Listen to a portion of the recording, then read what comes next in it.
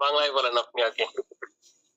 মানে বাংলা বললো যে কি, যে ইয়া রাসূলুল্লাহ আমরা উপরতলা থাকবো, আপনি নিচতলা থাকবো, মানে কিরকম দেখা যায় এটা? অতএব আপনি উনি উপরে থাকুন। উপরতলা থাকেন। তারপর ২ নং প্রশ্নের বাংলা। আগে প্রশ্ন বাংলা বলেন, তারপর উত্তর, তারপর আরবি। মাযা ফাআলা মাযা ফাআলা আবু আইয়ুবা আইয়ুবা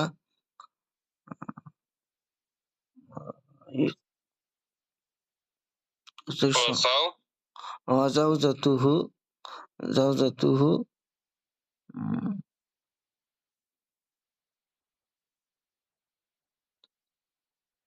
ইয়াবিত বাদা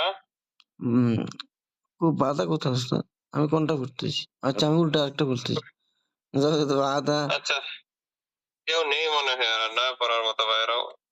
থাকতে প্রশ্ন একটু গুরুত্বপূর্ণ বিষয় থাকে এখন আমরা সামনে একটু দিয়ে দিই, প্রশ্নগুলো দেখে আসবেন নিকারেরা।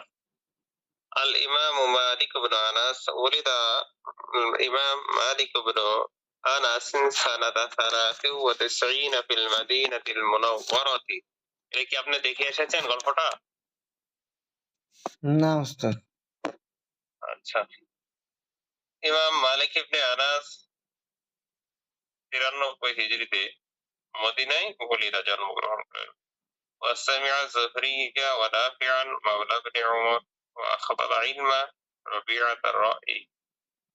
তিনি জুহরি এবং নাফেকে মাওলা ইবনে ওমর ইবনে ওমর রাদিয়াল্লাহু আনহুর গোলাম নাফে থেকে এবং জুহরি থেকে হাদিস শুনেছেন। ও আখাযাল ইলমা এবং ইলম গ্রহণ করেছেন আন রবিআত আর-রাই, রবিআ আর-রাই থেকে। وقال এবং ইমাম মালিক রাহমাতুল্লাহি আলাইহি বলেন, قال رجل كنت أتعلم منه ما مات حتى يجيئني ويستفيني।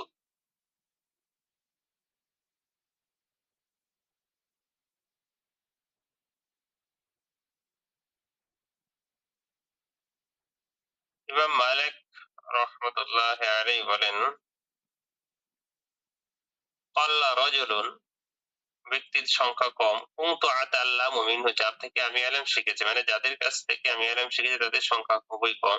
মা মাতা যে তিনি মারা গেছেন, হাত্তা ইয়াতিয়ানি এমনকি আসেননি, এমনকি এসেছেন আমার কাছে, ওয়াস্তাফতিনি এবং ফতোয়া চেয়েছেন। এটা কেমন অনুবাদ? এটা মানে আমি যাদের কাছ থেকে শিক্ষা লাভ করেছি, শিক্ষা লাভ করতাম, তাদের মধ্যে এমন লোকের সংখ্যা খুবই কম যে মৃত্যুর পূর্বে আমার কাছে এসে ফতোয়া জানতে চাইনি। তার মানে আমি যাদের কাছে কি ইলম শিক্ষা করেছি তাদের অধিকাংশই এসে আমার কাছে ফতোয়া জিজ্ঞাসা করেছেন পরবর্তীতে। বুঝতে পেরেছেন অনুবাদটুকু?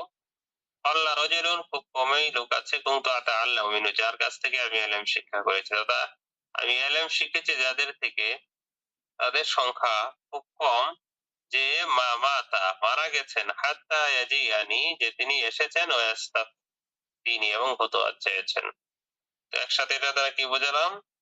যে আমি যাদের কাছ থেকে ইলম শিক্ষা করেছি তাদের মধ্যে এমন লোকের সংখ্যা খুবই কম আছে যে মৃত্যুর কাছে আমার কাছে এসে ফতোয়া জানতে চাইনি। ওয়াকানা লাহু শা'নুন আযীমুন ফিল ইলমি, তার ছিল ইলমের ক্ষেত্রে অনেক মর্যাদা।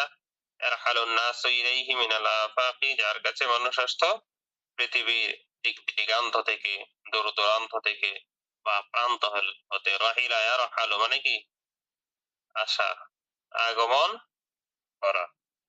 ওয়াজতাহিমুনা আলা বাবিহি এবং তার দরজায় ভিড় করত, লিআখদিল হাদিস ওয়াল ফিকহি হাদিস এবং ফিকহ গ্রহণের জন্য, কাইজতিহামিহিম আলা বাবিস সুলতান সুলতানের তথা বাদশার দরজায় যেমনি ভাবে তারা ভিড় করে।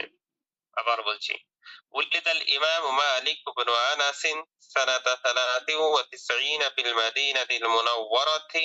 ইমাম মালিক রাহমাতুল্লাহি আলাইহি মদিনা মুনাওয়ারায় 93 হিজরিতে জন্মগ্রহণ করেন। وسمع الزهري ونافعا مولى ابن عمر ওয়াসামিআ যুহরিয়া, ইমাম যুহরি রহমাতুল্লাহি আলাইহি থেকে হাদিস শুনেছেন। সামিআ যুহরিয়া অর্থ কি বললাম?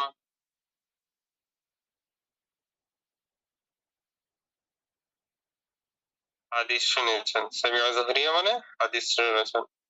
ওয়া নাফিআন, এবং নাফে থেকে, নাফের পরিচয় কি? মাওলা ইবনে উমর, ইবনে উমর রাদিয়াল্লাহু আনহুর গোলাম যিনি।